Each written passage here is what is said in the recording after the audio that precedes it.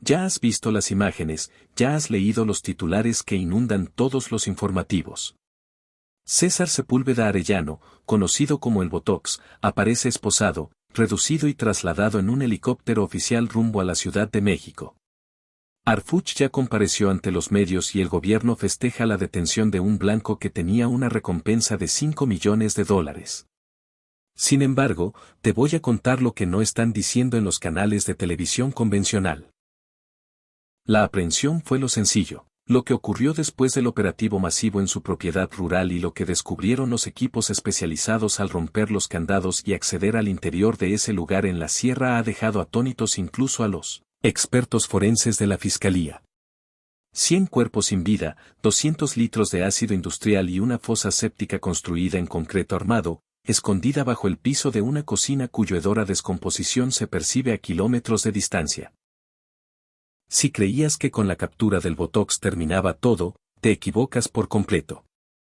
La verdadera historia apenas está comenzando, porque mientras el líder sonreía frente a las cámaras esta mañana, alrededor de 80 elementos de élite, conocidos como los murciélagos, abrieron la entrada a un infierno privado que este individuo había construido a lo largo de 2 décadas de total impunidad en Apatzingán. Lo que hallaron allí dentro no era simplemente una vivienda de resguardo. Era una instalación industrial dedicada a la desaparición masiva. Deja de lado por un momento los lujos, los relojes caros y las camionetas con blindaje. Lo que las autoridades desenterraron hoy en Michoacán constituye la prueba material de por qué este sujeto se había convertido en el pánico de la industria del limón. Encontraron restos óseos humanos revueltos con soda cáustica, guías de técnicas de tortura y un altar de prácticas de santería con fotos de personas que tú y yo hemos visto en carteles de desaparecidos durante años. No vamos a repasar cómo lo detuvieron, eso ya lo conoces. Vamos a examinar en detalle el sitio donde el Botox se sentía inmune. Vamos a descender a ese sótano. Vamos a revisar el arsenal oculto bajo tierra. Y comprenderás con hechos concretos y sin filtros por qué esta acción acaba de alterar las dinámicas de la lucha contra el crimen organizado. Todo arrancó con una ubicación GPS anotada en un papel arrugado y culminó en el descubrimiento forense más impactante de los últimos años. A las 9:30 de la mañana, en la sierra de Apatzingán, mientras los medios apenas comenzaban a anunciar la detención del Botox, en el sitio la temperatura ya rondaba los 30 grados y la atmósfera era de máxima alerta. Harfuch no dio tregua. Sabía que, tras la caída del jefe, sus colaboradores intentarían borrar rastros o activar planes para destruir pruebas. Por eso, desde el centro de operaciones llegó la instrucción clara y firme: saturar completamente el área. El sitio era una coordenada que no aparecía en los mapas oficiales del INEGI, marcada como terreno baldío, pero la inteligencia obtenida por satélite la identificaba como una base operativa activa. No se presentaron de forma amable. El despliegue fue una exhibición de potencia calculada para neutralizar cualquier resistencia. 2 helicópteros Black Hawk de la Armada surcaron el cielo a baja altura, ahogando los sonidos de la montaña con el estruendo de sus hélices. En tierra, una fila de 8 vehículos tácticos Sandcat blindados atravesó las cercas perimetrales como si fueran cartón. Estos vehículos pesados de 8 toneladas, con torretas móviles y protección capaz de soportar balas de calibre 50, abrieron paso entre la vegetación espesa, derribando arbustos y alambradas. Detrás venían 30 especialistas de la Unidad de Operaciones Especiales, los murciélagos, armados con fusiles FX-05 Ciucuatl, avanzando en formación de diamante, revisando cada abertura, cada azotea, cada rincón oscuro. Anticipaban respuesta armada, trampas con explosivos, la marca característica del Botox. Pero lo que hallaron fue un silencio perturbador.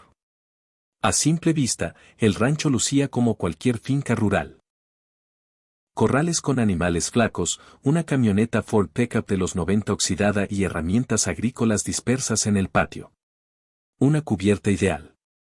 Sin embargo, los drones con sensores térmicos que vigilaban desde arriba no engañaban, detectaban una fuente de calor anómala, no en la construcción principal, sino proveniente del subsuelo, un foco químico que ascendía desde la tierra.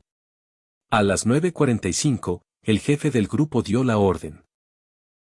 Un equipo especializado colocó explosivos lineales en la entrada principal de la casa principal. 3, 2, 1, detonación controlada. Las puertas saltaron y los elementos ingresaron rápidamente. Aseguraron la planta baja en menos de 40 segundos, sala desierta, cocina sucia, recámaras con prendas desordenadas. Parecía una huida apresurada, pero un agente experimentado en búsqueda de fosas notó algo extraño en la estructura. El piso de madera vieja de la cocina mostraba un arañazo fresco, una curva que solo deja una puerta pesada al moverse.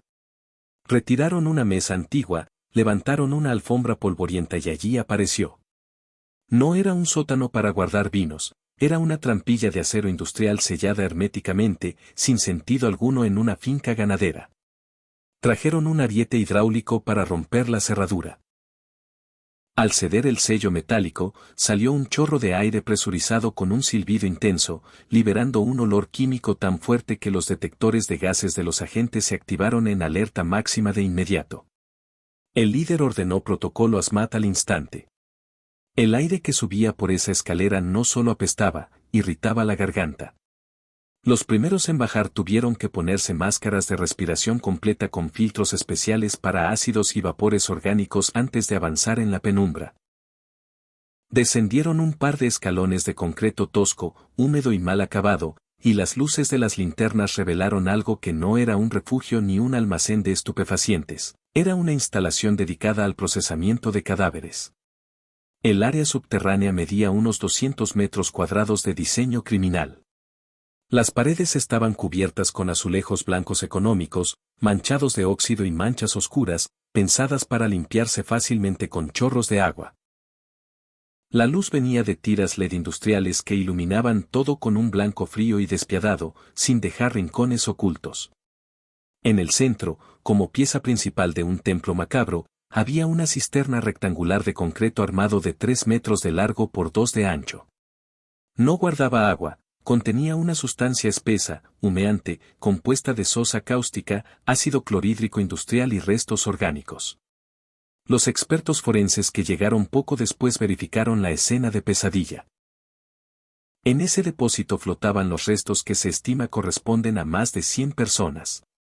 Algunos cuerpos recientes conservaban tejidos blandos, rostros petrificados en expresiones de dolor extremo, con la piel tornándose transparente por los químicos. Otros ya eran solo esqueletos blanqueados, con huesos apilados en estratos de horror. Alrededor de la cisterna, el equipo de muerte estaba organizado con precisión, como en un taller profesional. 20 contenedores de 50 litros de ácido sulfúrico industrial apilados contra una pared. 3 palas de acero con mangos desgastados por el uso repetido. 5 delantales gruesos negros y guantes largos de nitrilo colgando de ganchos, aún húmedos. Una manguera de alta presión conectada a una bomba industrial, lista para lavar evidencias hacia un desagüe secreto. No era un crimen impulsivo, era una cadena de producción sistemática. El bórax había convertido la eliminación de personas en un proceso industrial, traía a las víctimas, las ejecutaba y disolvía los cuerpos en pocas horas. Pero entre los huesos y los químicos, un agente notó un brillo metálico en una mesa auxiliar, algo que los ácidos no destruyeron y que los criminales, en su soberbia, no echaron al tanque. Sobre una superficie de acero inoxidable, junto a pinzas quirúrgicas, había una bolsa Ziploc. Dentro no había narcóticos. Había 12 credenciales de elector intactas y ordenadas. La primera correspondía a un nombre que hizo que el comandante solicitara comunicación segura inmediata con Arfuch. Era la identificación de un alcalde de un municipio cercano, desaparecido hacía 3 años tras rechazar autorizar construcciones para compañías fachada del grupo. Su familia aún lo buscaba, colocando volantes en postes, sin imaginar que su credencial estaba cubierta de polvo en una mesa de torturas a decenas de metros bajo tierra. No era el único. Al vaciar la bolsa sobre la mesa, los peritos desplegaron una línea temporal del terror en Apatzingán, 2 credenciales de reporteros locales que indagaban el cobro de cuotas a productores de limón y que desaparecieron en 2023, 3 licencias de conducir de empresarios del aguacate de Uruapan. Y la identificación de Bernardo Bravo, el dirigente citricultor cuyo homicidio desencadenó la persecución contra el Botox. En ese momento, el operativo se detuvo por unos segundos. El silencio en el sótano era más pesado que el concreto.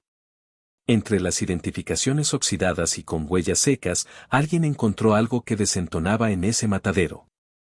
Un objeto pequeño de plástico rosa, casi perdido entre tanta penumbra, un reloj Casio infantil con la correa rota.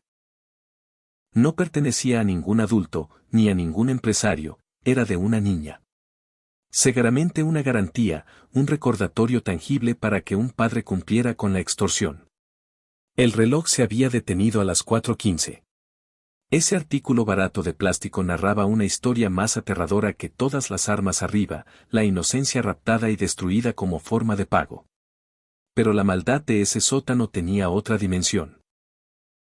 En el rincón más sombrío, detrás de los bidones de ácido, hallaron la explicación espiritual de la carnicería. No era un altar católico ni el clásico de la Santa Muerte con billetes y licor que aparece en cateos comunes. Era brujería de nivel avanzado. Sobre una base de piedra volcánica, el Botox había armado un santuario al desorden. 12 velas negras de cera pura derretidas hasta el fondo en círculo protector. 3 figuras esculpidas manualmente. Los antropólogos forenses confirmaron el material, no era madera ni yeso, eran fémures humanos tallados y pulidos. Bajo las velas, atrapadas en la cera endurecida, fotos pequeñas de adversarios y de sus propios cómplices. Era un mecanismo de creencias para proteger su mente. El Botox no solo asesinaba, integraba a sus víctimas en un rito perturbado, convencido de que cada muerte reforzaba su poder. Creía que esa santería oscura lo blindaba contra la justicia federal, pero había algo adicional en ese altar que unía la magia negra con la corrupción real. Oculto en un compartimento secreto bajo las figuras óseas, los agentes encontraron un registro contable, un cuaderno común de pasta dura marca Escribe, color amarillo. Al abrirlo no había rezos, había una lista de pagos. Fechas, cantidades en dólares y, lo más grave, apodos y cargos de comandantes de la policía municipal que, según esas anotaciones, cobraban quincenalmente en ese mismo sótano durante los últimos 4 años.